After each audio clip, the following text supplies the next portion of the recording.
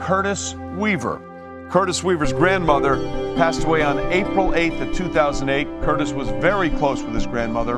When he was 10 years old, he read a letter at her funeral saying, "I know in my heart she is still watching over me and my mom. I will make you proud someday." And there you see that letter.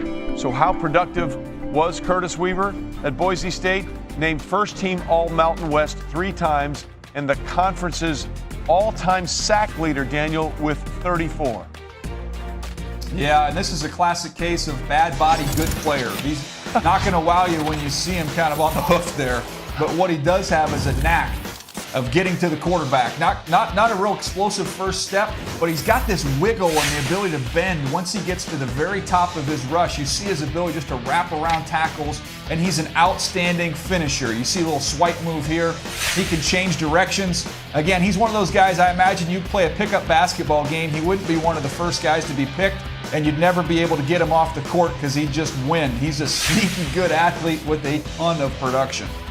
Well, he's also a guy that's got a pretty big personality. He's been called the funniest player on the Boise State team.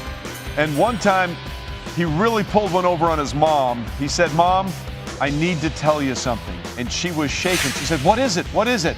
And finally he said, "Mom, I'm Batman." And Batman is off the board right now, ladies and gentlemen. There's his mom, Carla. So he's not Batman, but he is a Miami Dolphin, as Curtis Weaver is indeed off the board, drafted by the Miami Dolphins.